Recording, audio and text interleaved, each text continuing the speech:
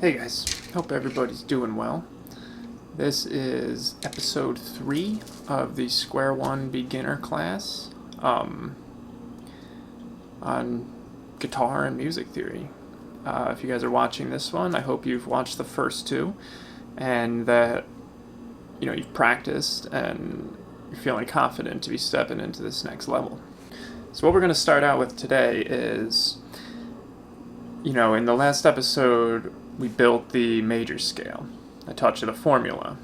So you may have already played around and done this yourself, but I'm going to teach you now. We did it on one string, and I had you practicing C major scale across one string, right? So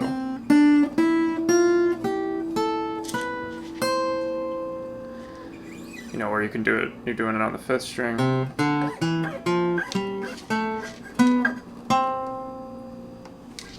So what we're going to do now is I'm going to teach you a position that you can play that where it goes across 6 strings instead of just on one. And this is kind of like the first position that everybody learns for the major scale, and it's a great reference anytime you're trying to find anything that you're working out of the major scale. You can go through this position and count up, okay?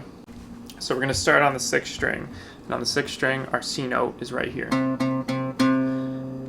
on the 8th fret. So the box, we'll call it a box, the position, it spans from the 7th fret to the 10th fret across 4 frets. And it goes like this: 8, 10, 7, 8, 10, 7, 9, 10, 7, 9, 10, 8, 10, 7, 8. And that's 2 octaves. So 1 octave is, and then you can do it another whole octave right in that same position across 6 strings. And that's that same formula. It's just now going this way rather than on a single string in one line. So it's like root note and then a whole step, half step, whole step, whole step, whole step, half step, back to the C.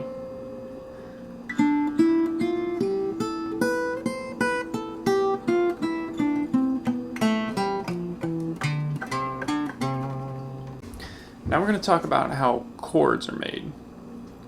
Every major or minor chord is a triad. That's the base, the core of what it comes from.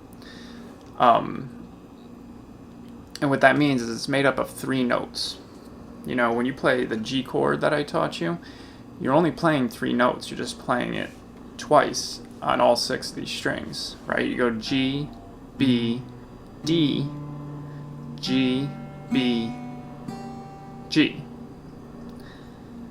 And what those 3 notes are, it's the 1st, the 3rd, and the 5th of the scale. So let's make a C major chord. So first off, to do an open position C major chord, it looks like this. You have your ring finger on the 5th string 3rd fret, your middle finger on the 4th string 2nd fret, and your first finger on the 1st fret 2nd string. And you can play that from the 5th string down. That's a C major chord.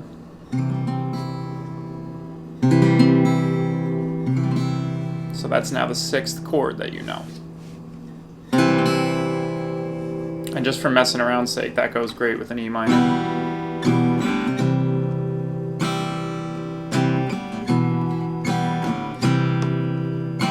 And a G. And a D.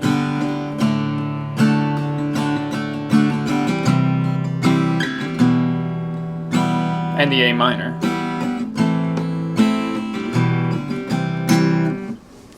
A minor is actually the relative minor of C major, but that's going to be something for another lesson.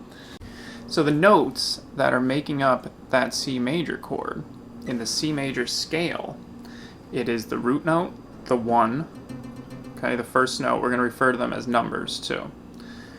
It's 1 through 7 makes the major scale. And when you think of it that way, that kind of obsoletes the key. It allows you to, if you're just talking numbers, you can transpose any song or any chord progression into any key by knowing what number that it falls on. So you have your first note, the C, and then let's count up. 2, 3. That's the next part of the chord. So the first and the third is an E note. So we have a C and an E. And then let's count up to the fifth. So 1, 2, 3, 4, 5. And that's a G.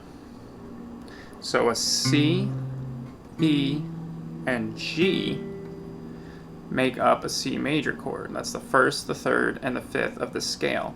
And you can do this to make any chord. So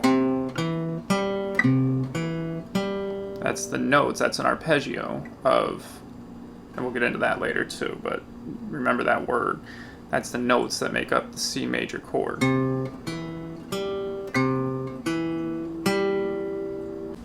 So every major chord is constructed that way. What makes a minor chord is when you flat the third. So to make a C minor, it's your first, and then here would be your third, right? You flat that, meaning you take it down chromatically 1/2 step. So C, E flat, or D sharp.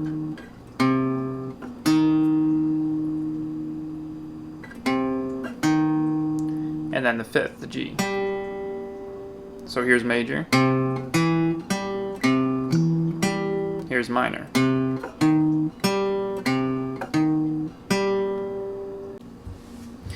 So now let's look at like that A chord.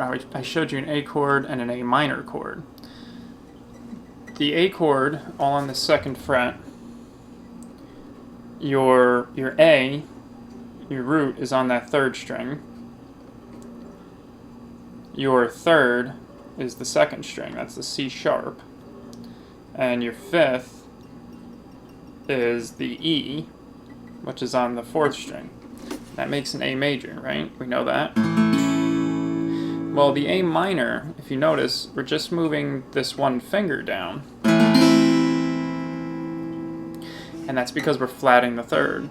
We're going from C sharp to C. And that gives it the minor sound.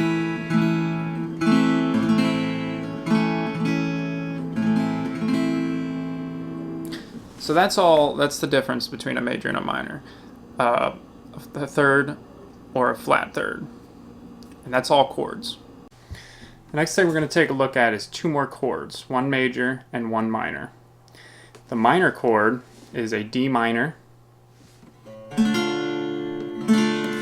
that is fingered the first finger on the 1st fret, 1st string, 2nd finger, 2nd fret, 3rd string, and the ring finger is on the 3rd fret, 2nd string. Okay, so we talked about how major and minor chords are made, right? You know your D major. So if we're just flatting the 3rd, F sharp was our 3rd, so we're bringing it down to F, and that's a D minor chord. And you can play that from the 4th string down, because the 4th string is your root note. And the next one is an F major chord. This is by far the hardest chord to learn when you're learning these first basic chords like this. So that looks like this. You have your ring finger on the 4th string, 3rd fret. You have your middle finger on the 3rd string, 2nd fret. And then you're barring the first 2 strings on the 1st fret with your pointer finger. This is a very tough chord. It's kind of a stretch, and it's very hard to get sounding clear when you start out.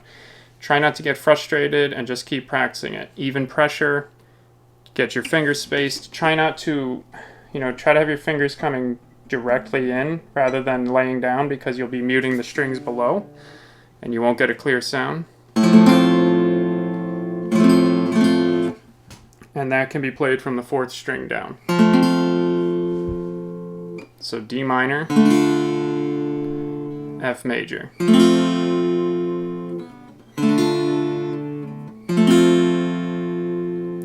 And earlier in the episode, we learned the C major. So that's 3 new chords for you. And so far now we know the D major, the D minor, we know E minor, A minor, G, C major, F major, and A major. Right? I think that's all the chords I've taught you at this point. So with the exception of one, you now know all the chords that would come in the C major scale. We're going to get into that in the next episode. We're going to get into chord construction, and I thought I was going to do it in this episode, but I think it's just too much information. So we'll do all that. The next episode's going to be a paper one, where, you know, I'm writing things out. So practice those 2 chords. Practice your major scale. And while that's a good a fretting hand exercise in itself, I'm going to show you one more variation for the fretting hand exercises. So you're doing this one, right? And you're doing this one. So the next one I want to show you is going along one string at a time again. But now you are doing every other finger. So start on that 1st fret, the F note, on the 6th string with your 1st finger. And then skip to the 3rd fret with your ring finger. And then go back to the 2nd fret with your middle finger. And then finish it out with your pinky on the 4th fret. And then to walk back down, just walk back down. And then slide up. So it's going to be...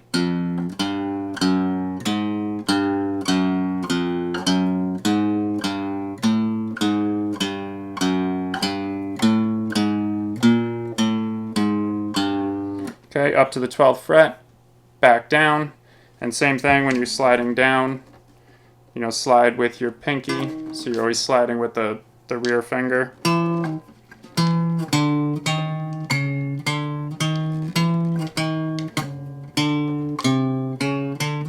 Sorry, that was kind of terrible, but I think you get the idea. And then, you know, do that up and down all 6 strings. Okay, so quick total recap. We did the major scale position where you're going across 6 strings. We learned 2 new chords and that new fretting hand exercise. And with all those things, again, take your time, be patient, even pressure, try to get a clean sound, fingers right behind the fret, okay, all that good stuff. If you're new to the channel, if you're just finding this, please consider subscribing, hit the little bell notification button, like the video, and yeah, practice, guys, and I'll see you in the next episode.